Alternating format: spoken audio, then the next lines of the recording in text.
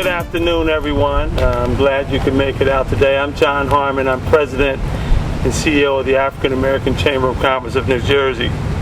Today we filed a formal complaint with the U.S. Department of Housing and Urban Development against the Trenton Housing Authority, Penrose, the developer, and AJD Construction, they're the general contractor, for failure to comply with federal guidelines regarding the Charles Miller Homes Hope 6 project. Tough economic times warrant tough accountability measures. Some time ago, the Trenton Housing Authority received a $26 million grant from the U.S. Department of Housing and Urban Development to demolish the buildings behind us and commence construction on approximately 400 new houses at a total cost of somewhere in the area of $105 million. However, one major problem is that the Trenton Housing Authority, the recipient of the HUD funds, and Penrose, developer, and AJD Construction, the general contractor, refused to provide the community with a plan as to how they would maximize local hiring and contracts. At minimum, the plan should have talked about the number of hires under Section 3 for residents of public housing, for residents of the Trenton community and businesses of this community to date. They've chosen not to provide that information. Additionally, they should have provided a detailed budget as to the allocation of resources and contracts to date. Given the high level of poverty here in Trenton, the high level of unemployment in Trenton, and the number of local businesses that are seeking opportunities from this Hope 6 project, we cannot sit idly by and let what has transpired continue. What have we done to date?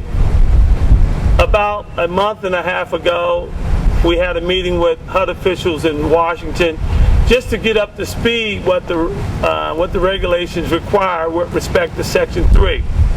And then we had a follow-up meeting with White House officials, and we asked them to intercede because we needed some help, not only here in the city of Trenton, but throughout the state of New Jersey with projects similar to this and the administering of public dollars. We've secured a firm called the Motivation Inc. as our advisor in this matter. They are specialists in HUD-related activities, and they're going to be a very good partner in this effort.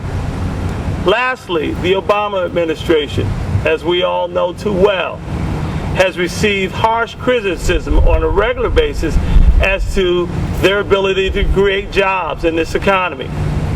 I would submit to you today, this is one of the reasons they cannot create jobs or have not created the number of jobs that they desire. The President and his administration sends federal funds to cities like Trenton and agencies like the Trenton Housing Authority and Penrose and AJD Construction. They take those dollars and they do minimum in terms of hiring, they do minimum in terms of contracting. So they're not committed to the same goals and objectives that members of this community are in terms of ensuring that the maximum number of jobs be created, the maximum number of contract opportunities be created in this community, and that has not happened. Based on our due diligence and our opinion, we believe that the filing today with HUD was the appropriate thing. I had conversations with HUD this morning. They have confirmed receipt of our complaint. They have made it clear to me and to the board, I have a number of our board of directors flanked behind me, that they will do all they can to have a thorough investigation of our complaint and ensure us that the appropriate remedies will be would follow. So with that, we're very not only pleased with our actions, but we're confident that the voices of Trentonians will be finally heard. For too long, we've sat by as a community in many instances and seen millions of dollars come here in the city of Trenton, and those dollars go outside of this city to others and not to the members of this community. we will no longer tolerate this type of action, not only here in Trenton, but throughout the state of New Jersey. But we need you to stand up with us and engage your elected officials, engage the board of the Trenton Housing Authority, and let them know that we're watching them and that we're going to ensure that they do what's right by way of the community. I'll take some questions in a minute, but Dan Green, a member of this community, would like to make some comments, and then we'll be open to questions. Thank you so much for coming. Good afternoon. Clearly, we've reached a point where we understand from statistics an educated and employed population is less likely inclined to do crime. Sadly, in the city of Trenton, our population has become indoctrinated to the point where they accept and are content with nothing. But a new day is going to arrive in Trenton. People from the city of Trenton are now paying attention.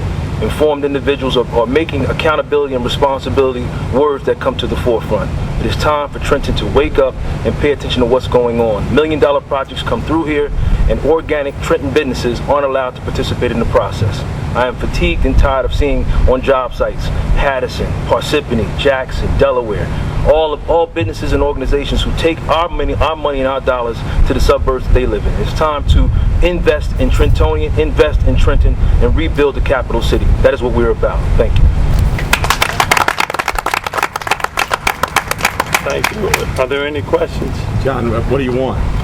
Well, first of all, we want HUD to do a thorough investigation and make sure that the contracting parties in this opportunity make sure that they reach the stated goals. HUD is very clear in terms of what the dollars are supposed to do in terms of creating jobs in this community. When Dr. King and President Johnson signed the Civil Rights Act of 1968, or 64, I'm sorry, they made it clear that this type of legislation, HUD Section 3, was to target the very poor and low income and those who reside in public housing. So they should be the first recipients of jobs and then members of this community. So in sum, we want the maximum number of jobs, maximum number of contracts that these dollars would afford given back to this community. That's what we want. And there's actual benchmarks for this money, right? Absolutely. The regs are very clear. In your press packet, it'll tell you exactly what the regs state about that. But it's very clear what they're supposed to do, and it's very evident what they have not done to date.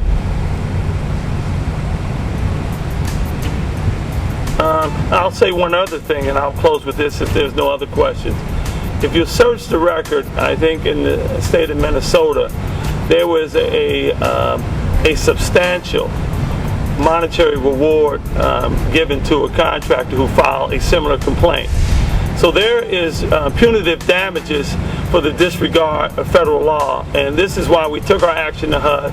This is why we engaged the White House, because to date there's been very little support from this administration, the city administration, on this effort, and we found that to be a little bit mind-boggling, given the fact that so many people in Trenton are without jobs.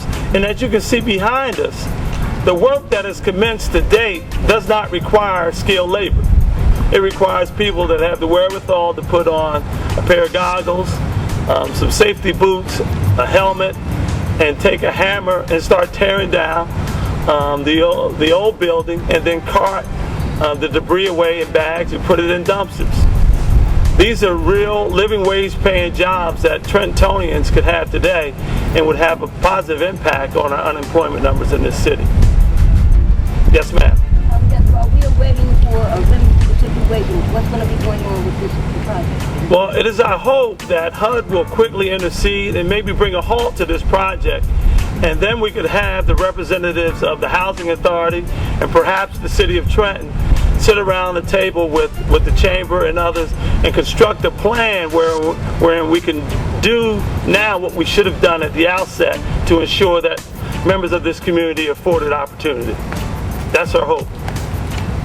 Thank you again for coming, and you'll be hearing from us regarding more that's going to happen as things begin to unfold. Again, thank you so much for coming.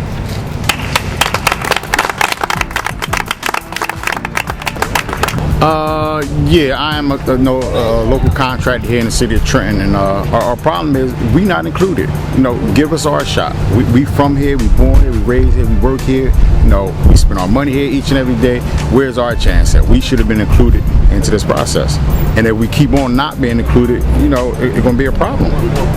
There's no money is being spent back here with us. Everybody get these jobs, they get paid, they go to the supermarkets where they live at, they go to the clothing store where they live at, and nobody supporting that money back here in the city of Trenton. This project already was stalled in the first phase because of failure to comply with HUD regulations. And so I find it surprising that we're here at this juncture because they have scheduled meetings, and I don't know if that's just lip service or just to create appearance, but I have yet myself to hear back, and I see the project ongoing. So I find it surprisingly that we're actually here regarding this issue for this particular project. For years, city contracts has been shut out of projects like this. We got too many qualified contractors around, and why can't we get a piece of it? We're not asking for much. We got to start somewhere also. We just trying to get in on some of these projects that they've been denying us for years, and it's our turn. It's not going to go down like that anymore. I'm definitely one of the contractors, and I'm looking for some work. They done made a lot of promises, but I haven't seen anything as of to date telling us what was the requirements in terms of what we needed to have: workman's comp, insurance, bonded. And every time I call Lee Schrader's office, I don't get nothing, no answers and nothing back in return. Where do it stop? Or actually, where do it start at? Because it got to start somewhere. It should have been started with the local contractors here in the city of Trenton. We got enough experience, we got enough people to be able to handle these kind of jobs, but ain't nobody was included in that. Like Darren Green, active in my community and administrator in the school system. A lot of what I do and work with is usually with juveniles and young people of this city, and clearly you can talk to them and give them wise words, but at some point you have to give them something substantive in terms of employment and opportunities to move forward. I can clearly tell you an educated and employed population is less inclined to do crime, and continuously over and over we renege on our investment on our young people, and then they come up on the opposite side of the equation, and then we look funny as to why these things are occurring. It's very important that in urban city development, all organic businesses be given the opportunity to move forward, employ themselves, and invest in the city that they live and love in. But unfortunately, all the money seems to come in, and then it goes out to other suburbs who aren't here, and then we wonder why we're in poverty. We have a lot of work to do. Okay, as a city resident here, has lived here most of all my life. I actually was a resident of Miller Homes, and as a general contractor here in the city of Trenton for the past 16 years, I actually approached the executive director 9 months ago and explained to him that as a larger African American contractor here in the city of Trenton, that we had the capacity to take on a large portion of this project to the tune of anywhere between 5 and 10 million. And what we were looking to do was partner with other local contracting firms, at least 2 of them, to build the capacity so that we could take on a large portion of this project. The executive director told me that he would be willing to work with me. That was 9 months ago. I never got a call from him. So I thought that was totally disrespectful as the largest African American contractor here in the city, that on a project that's in essence of $100 million, that I would not be involved with the project. And I explained that to the executive director, and it kind of fell on deaf ears. So as you see, this lawsuit is a result of what they didn't do.